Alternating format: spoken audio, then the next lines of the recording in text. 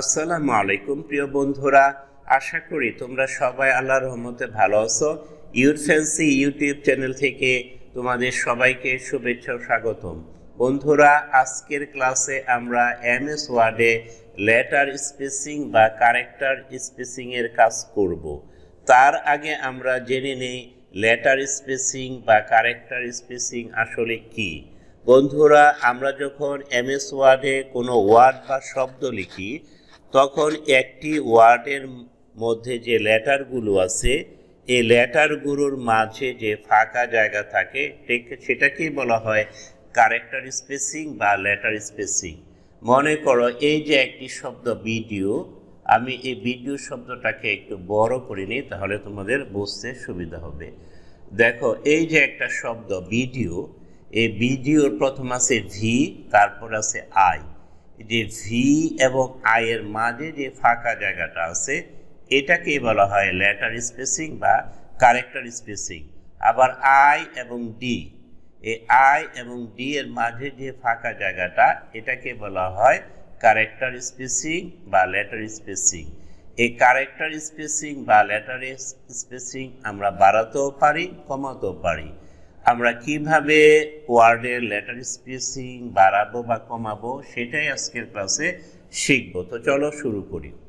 বন্ধুরা, letter spacing এর কাজটা করার জন্য আমার যে লেখাগুলোকে বা যে ওয়ার্ডগুলোর লেটার স্পেসিং আমরা করতে চাই সেই ওয়ার্ডগুলোকে আমাদের সিলেক্ট করে নিতে হবে। আমি এই প্যারাটা, প্রথম প্যারাটাকে আমি সিলেক্ট করে নিলাম। এই প্যারার যতগুলো শব্দ আছে এখানে লেটার স্পেসিং অ্যাক্টিভ হবে।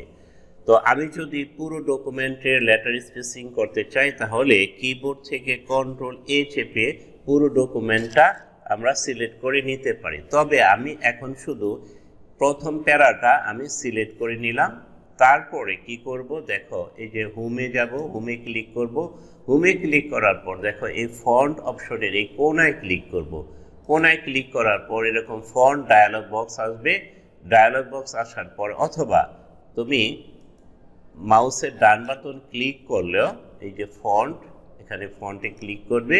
ফন্টে ক্লিক করার পর তারপর এই ফন্ট ডায়ালগ বক্স আসবে, তারপর অ্যাডভান্সে ক্লিক করবে। অ্যাডভান্সে ক্লিক করার পর দেখো নিচে চলে আসো, এই যে একটু নিচে স্পেসিং। স্পেসিং বর্তমানে আছে নর্মাল। আমি যদি এই কোনায় ক্লিক করি দেখো আরেকটা অপশন আসলো এক্সপান্ডেড।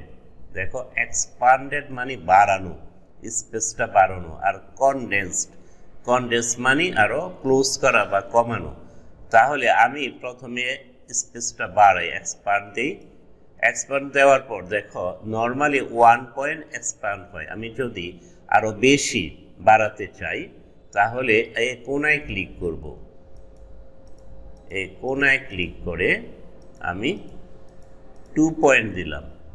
এই 1 পয়েন্ট হচ্ছে তোমার একটি সাইজের 72/1 তাহলে এখানে আমি 2 পয়েন্ট বাড়ালাম। দেখো এবার আমি ওকেতে ক্লিক করব। দেখো এই যে শব্দটি ভিডিও, ভিডিওর পরে ভি এর পরে যে আই আছে, আই এর পরে যে ডি আছে, এই মাঝখানে যে ফাঁকা জায়গাগুলো আছে এগুলো এক্সপান্ড হয়ে গেছে বা বেড়ে গেছে। দেখো এই যে এই প্যারাটা আর এই প্যারাটা কিন্তু একই পরিমাণ শব্দ।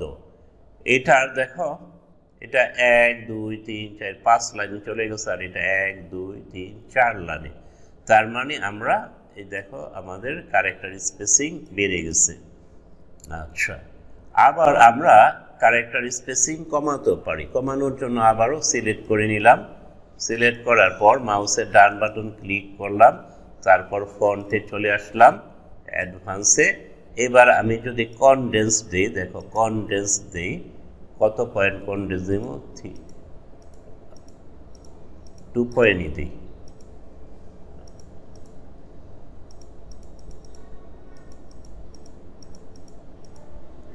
কনডেন্স দিলে দেখো কি হয়, ওয়ার্ডগুলোর ফাঁকা জায়গা আরো কমে যায়।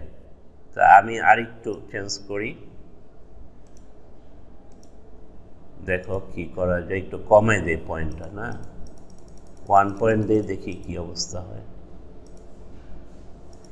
দেখো এবার একটু বোঝা যায়। দেখো এখানে ফাঁকা জায়গা, ওয়ার্ডগুলোর যে লেটারগুলি আছে, লেটারগুলোর ফাঁকা জায়গা কমে গেছে।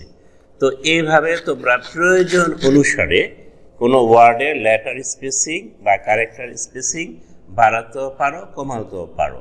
তো বন্ধুরা, আশা করি আজকের এই ছোট্ট লেসনটি তোমাদের ভালো লেগেছে।